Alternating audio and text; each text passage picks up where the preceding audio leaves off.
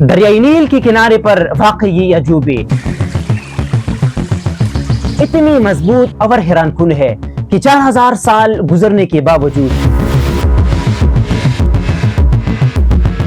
آج بھی اپنے پیروں پر سالم کھڑے ہیں۔ شدید گرمیوں، طوفانوں، تیز اور خطرناک بارشوں اور موسم کی سختیوں کے باوجود ہزاروں سال پہلے اور بغیر جدید مشینوں کے آخر یہ عظیم الشان عمارتیں کیسے تعمیر ہوئی؟ آج بھی اس جتنے پرانے اور اس جتنے بڑے کوئی اور عمارت تک نہیں ہے۔ یہ کیسے پاسبل ہوا؟ آئی اس ڈاکیومنٹری میں اس معاملے کے سمجھنے کی کوشش کرتے ہیں۔ The great pyramid of گیزا۔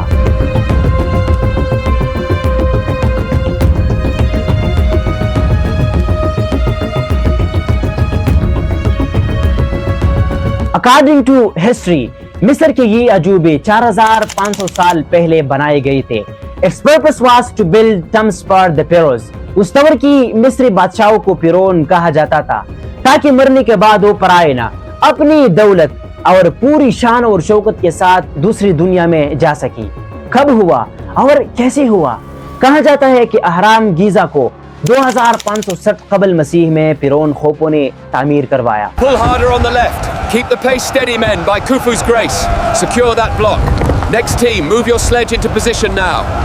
فرعون خوفو کے بارے میں ہم صرف اتنی ہی جانتے ہیں کہ وہ مصر کی قدیم سلطنت کے چوتھے خاندان کا دوسرا بادشاہ تھا۔ کچھ مورخین کے مطابق فرعون خوفو نے 23 سال تک حکمرانی کی، کچھ 34 سال بتاتے ہیں اور بعضوں کے مطابق یہ 60 سال سے بھی زیادہ رہی۔ The Great Pyramid of Giza are located on the west bank of the Nile River۔ وہاں صرف ایک اہرام نہیں بلکہ اس مقام پر 2 اور چھوٹے اہرام بھی تعمیر کی گئی ہے۔ یہ تینوں اہرام بہت بڑے دیو ہیکل جسامت رکھتے ہیں، مگر ان تینوں میں سب سے بڑا اور سب سے اونچا اہرام اہرام گیزا ہے، جیسے اہرام خوفو بھی کہا جاتا ہے۔ اس سے چھوٹا اہرام اہرام کافرے ہے اور سب سے چھوٹا اور تیسرا اہرام اہرام منکورے ہے۔ ان کے علاوہ کئی اور چھوٹے اہرام بھی ہے۔ کہا جاتا ہے کہ مختلف سٹرکچرز اور سائز کی کل 118 اہرام موجود ہے۔ موسم کی شدت اور سختیوں کو برداشت نہ کرنے کی وجہ سے ان میں سے اکثر ٹوٹ پوٹ کا شکار بن چکے ہیں۔ بہت کم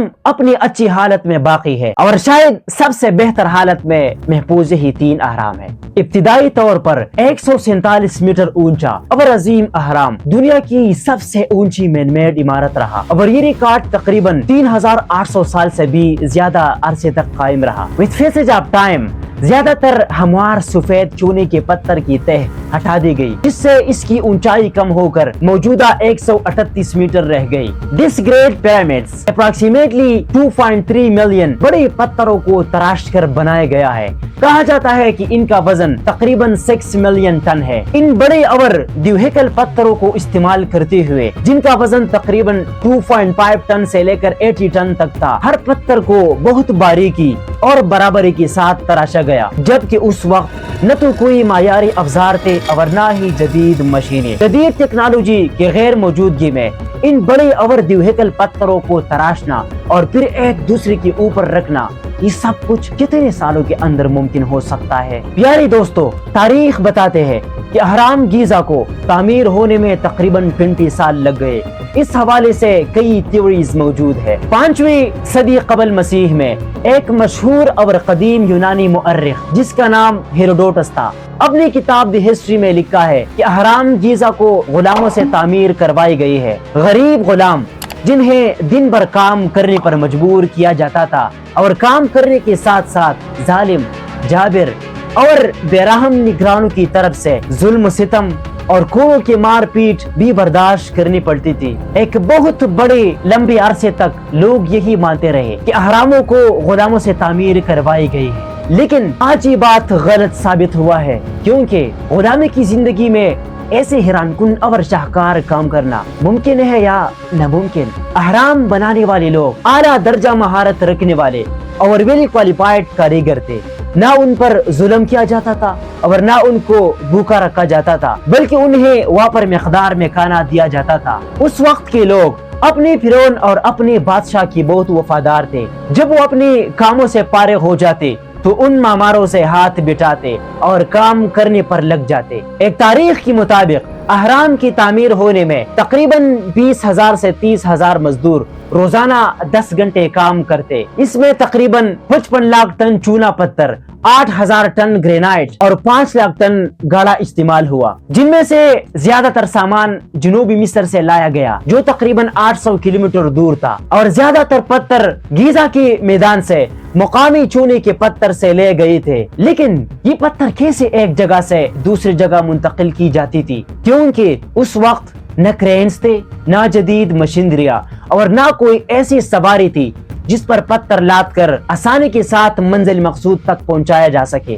ماہرین کے مطابق اس مقصد کے لیے انہوں نے ریپس بنائے تھے جو پانی پر تیرتے تھے. ایک دلچسپ اور سیٹسفائیڈ تھیوری یہ بھی ہے جو حال ہی میں 2014 کے ایک ریسرچ میں سامنے آیا کہ پتھروں کو کانوں سے لانے کے لیے اور پھر تعمیری مقام تک پہنچانے کے لیے وہ لوگ گیلی زمین پر سلیج استعمال کرتا تھا. جب اس تھیوری کو ایک فزسٹ ڈینیل بون نے آزمایا تو انہوں نے دیکھا کہ ریت پر پانی ڈالنے سے زمین اور اس کی اوپر کھینچے جانے والی چیز کے درمیان رگڑ کم ہو جاتی ہے، اور اس سے گیلے ریت پر بھاری چیزوں کو کھینچنا زیادہ آسان ہو جاتا ہے. پتھروں کے لانے کا مسئلہ تو حل ہوا، لیکن اب بڑا سوال یہ پیدا ہوتا ہے کہ اس ہیکل پتھروں کو کیسے ایک دوسرے کے اوپر رکھا گیا، کیونکہ اس دور میں نہ کوئی ویلز تھے اور نہ کوئی پلی کا نظام تھا. پتھروں کو ایک دوسرے کے اوپر رکھنے کے لیے انہوں نے ریمپس کا نظام بنایا تھا. 2015 میں انگلینڈ اور فرانس کی آرکیالوجسٹ کی ایک ٹیم نے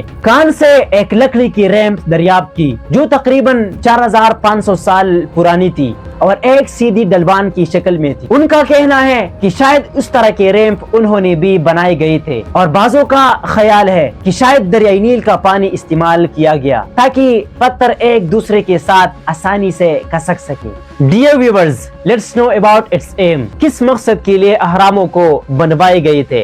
اگر دیکھا جائے تو تاریخ سے یہ بات ثابت ہو سکتی ہے کہ قدیم مصری لوگ مرنے کے بعد کی زندگی پر یقین رکھتے تھے، کیونکہ آرکیالوجسٹ اور ہسٹورینز نے اہراموں کی تعمیر کرنے کی وجوہات میں سب سے بڑی وجہ یہ بھی بتائی ہے کہ اہراموں کو مقبرے کے طور پر تعمیر کیے گئے تھے. پیرس کو ان اہراموں کے اندر دفن کیے جاتے تھے. وہ لوگ یہ مانتے تھے کہ زندگی موت پر ختم نہیں ہوتی، اس لیے دوسری زندگی کی تیاری کے طور پر فرعونہ اپنی بادشاہت اور اپنی حکمرانی کی دور میں اپنے لیے مقبرے اور مزارے بنواتے، اور اس مقبروں میں ان فرعونہ کے ساتھ بڑی مقدار میں کانا، کپڑے، زیورات، فرنیچرز اور بہت سارے وسائل رکھوائے جاتے تھے تاکہ مرنے کے بعد وہ فرعونہ یہ تمام وسائل اپنی آئندہ اور اپنی آنے والی زندگی میں استعمال کر سکے. اور دوسری بڑی وجہ دوسری اہراموں پر لکھی گئی متون اور تحریروں سے بھی یہ بات ثابت ہوتی ہے. آرکیالوجسٹ بھی اس بات کے قائل ہے کہ اہراموں کو مقبروں کے طور پر تعمیر کیے تھے، کیونکہ اسے اہرام گیزا سے ایک تابوت ملا جو فرعون خوفو کا سمجھا جاتا تھا. بعض لوگ اہرام گیزا کے بارے میں یہ تھیوری پیش کرتا ہے کہ یہ ایک پاور اسٹیشن تھا جو بجلی پیدا کرنے کے لیے استعمال کیا جاتا تھا، اور اس تھیوری کو پیش کرنے والے لوگ یہ دعویٰ کرتے ہیں کہ قدیم مصری لوگ ٹیکنالوجی کے اعتبار سے بہت ترقی یافتہ تھے. وہ لوگ پہلے ہی سے ہی جان چکے تھے کہ بجلی کو کس طرح جنریٹ کرنا ہے اور کس طرح کنٹرول کرنا ہے. 1998 میں ایک امریکن سائنٹسٹ جس کا نام بن کارسن تھا، اس نے اہرام گیزا کے بارے میں یہ تھیوری پیش کیا تھا کہ اہرام گیزا کو اناج ذخیرہ کرنے کے لیے تعمیر کیا گیا تھا. In fact, despite all these theories, all historians اس بات پر متفق ہے کہ اہراموں کو مقبروں کے طور پر تعمیر کی گئی تھے، کیونکہ قدیم مصری لوگ یہ یقین رکھتے تھے کہ جتنا مقبرہ عالیشان اور شاندار ہوگا اور جتنا بہت ساری وسائل اس میں رکھا جائے گا تو فرعون کی آخرت اتنی ہی بہتر ہوگی. اور حیرانے کی بات یہ ہے کہ پتھروں کی اس ڈیر کے اندر خفیہ کمرے اور سرنگیں ہیں جو آج بھی ماہرین کو حیران کرتے ہیں، اور بعض جگہوں پر ایسی خالی جگہ ہے جن کا مقصد آج تک کوئی نہیں جان سکا. کچھ محققین کا ماننا ہے کہ اہرام زمین کی جغرافی اور کہکشاؤں کے ساتھ ایک خاص تعلق رکھتے ہیں.